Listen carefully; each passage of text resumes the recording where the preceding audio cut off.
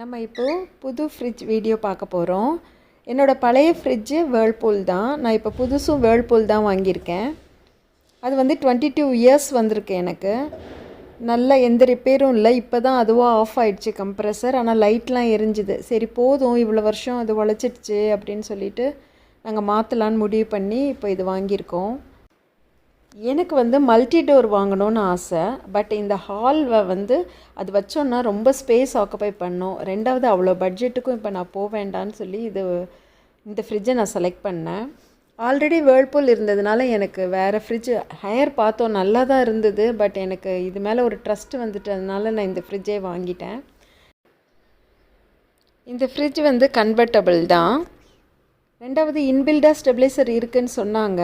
ஆனாலும் நான் வேர்ல்பூல்லே ஒரு ஸ்டெபிளைசர் வாங்கி வச்சுட்டேன். ஏன்னா பவர் ஃப்ளக்சுவேஷன்ஸ் இருக்கும் சில நேரங்களில் இந்த ஏரியாவில். அதனால் நான் அது வாங்கி வச்சுட்டேன். ப்ளஸ் பார்த்திங்கன்னா இதில் ஃப்ரூட்டுக்குன்னு தனியாக ஒரு பாக்ஸ் கொடுத்துருக்காங்க. அந்த பழைய ஃப்ரிட்ஜிலலாம் சில்ட்ரே இருக்கும். இது தனியாக ஃப்ரூட் பாக்ஸு வெஜிடபிள் பாக்ஸுன்னு கொடுத்துட்டாங்க. அது எனக்கு ரொம்ப பிடிச்சிருந்தது. ஏன்னா காய்கறி போடுற இதுலேயே நம்ம பழத்தையும் போட்டோன்னா ஆரஞ்செல்லாம் அப்படியே அமுங்கிடுது. ஸோ அது நல்ல யூஸ்ஃபுல்லாக இருக்குது. ஃப்ரிட்ஜு வந்து 41,000. 38க்கு நாங்கள் ரேட்டு வந்து அவங்க கம்மி பண்ணாங்க. அதில் 2,000 வந்து கேஷ்பேக்கு. ஸ்டெபிளைசர் வேர்ல்பூல் ஸ்டெபிளைசர் தான், டிஜிட்டல். அது 3,600. அது நல்லா டைட்டாக கட்டிட்டு சுற்றிலும் ஹோல்ஸ் போட்டு வச்சுக்கணும். இதுக்குள்ளே கீழே அவங்க டேரெக்டாக போட்டால் ஓப்பனில் மிக்ஸ்டாக போட்டுக்கலாம். ஓகேவா? வாட்டர் பாட்டில், கூல் ட்ரிங்க்ஸ், மெடிஷனு மேலே எடுத்து வச்சுக்கோங்க. கீழே தான் இதில் ஃப்ரீசர். இது ஃப்ரூட்ஸ் வச்சுக்கலாமே.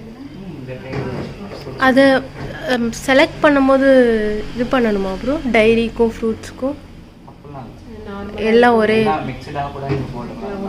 ஒன்றாக வேறு மாவு பாத்திரம்லாம் வச்சுருந்தா இதில் வைக்காதீங்க. இதுக்கு மேலே அந்த மாதிரி வச்சுக்கோங்க. இதெல்லாம் ஃப்ரூட்ஸ் வச்சுருக்கோம், அந்த அளவுக்கு தான் வெயிட் தாங்கும். இதெல்லாம் கொஞ்சம் நல்ல குவாலிட்டியாக கொடுத்துருப்பாங்க.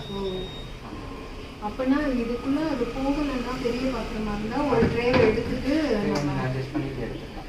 எடுத்துட்டு அதை வேறு இதுக்குள்ளே மேலேயே போட்டுக்கலாம். மேலேயே வச்சுக்கலாம், வேறு வெளியில் எடுத்து வச்சுக்கலாம். பின்னாடி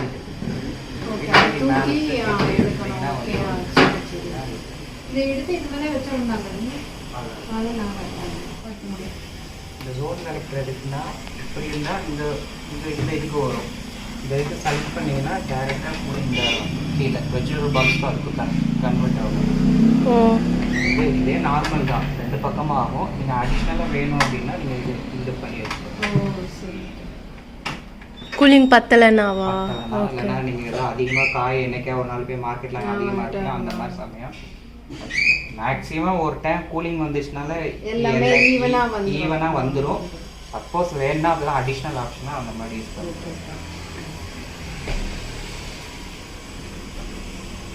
கீழே ஃப்ரீசர் யூஸ் பண்ணிக்கலாம். கீழே வந்து இதில் வந்து நீங்கள் ட்ரை ஃப்ரூட்ஸு, ஃப்ரோசன் ஃபுட் இதெல்லாம். இப்போ மேலே வந்து ஆல் சீசன் இருக்குது. இதுவே போதும். இது ஆட்டோ மோடு.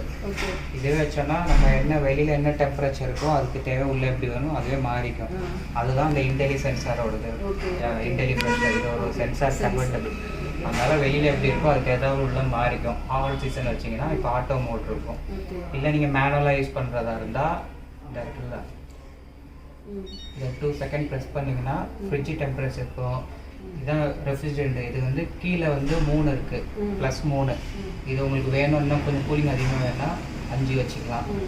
இல்லை வேண்டாம்னா கம்மி பண்ணி வச்சுக்கலாம். மேலே வந்து ரெஃப்ரிஜரேட்டர், கீழே தான் ஃப்ரீசர். இப்போ நீங்கள் நார்மலாக ஆட்டோ மோடில் வச்சுருக்கீங்க? ஆட்டோ மோடில் வச்சுருக்கேன். அந்த மாதிரி தான்.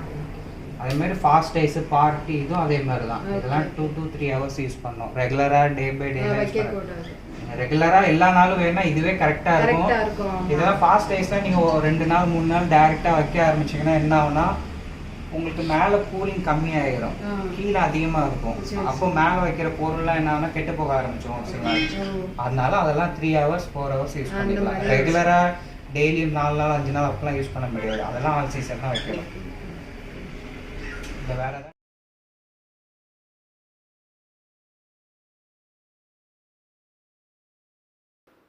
ஐஸ் ட்ரே வந்து பார்த்திங்கன்னா மூவபிள் தான். வேண்டான்னா நான் அந்த இடத்த அடைக்குதுன்னு சொன்னால் நம்ம எடுத்து வச்சுக்கலாம். எப்போ தேவையோ, ஒருவேளை மழை டைமில் நம்ம வைக்க மாட்டோம்ல, அப்போ தனியாக எடுத்து வெளியே வச்சுக்கலாம் கபோர்டில்.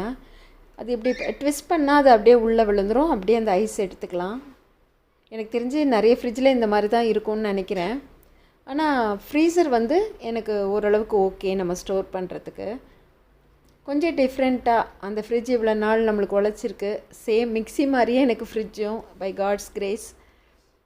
இப்போ வந்து அவர் ஸ்டெபிலைசர் எடுத்துகிட்டு வந்தார். அவர் நான் சொன்னோன்னே தான் எடுத்துகிட்டு வந்தார், வேணும்னா தான் எடுத்துகிட்டு வராங்க. ஸ்டெபிலைசர் வந்து கொஞ்சம் வெயிட்டாக தான் இருந்தது. நான் கேட்ட ஃப்ரிட்ஜ் மேலே வைக்கலாமா, ஒன்றும் ஆகாதான்னு. அவர் ஒன்றும் ஆகாதுன்னு சொன்னார். ஃப்ரிட்ஜில் வந்து சென்சார் இருக்குது. ரொம்ப நேரம் திறந்து வச்சுருந்தா ஒரு அழகாக சவுண்ட் கொடுக்கும். எங்களுக்கு இந்த ஃப்ரிட்ஜ் ரொம்ப பிடிச்சிருக்கு. அதனால் சில பேருக்கு இது யூஸ்ஃபுல்லாக இருக்கும்னு நான் இதை போஸ்ட் பண்ணியிருக்கேன். ப்ரமோஷன் வீடியோ கிடையாது, ஏன்னா நான் பழைய ஃப்ரிட்ஜும் காமிச்சிருக்கேன். தேங்க்யூ.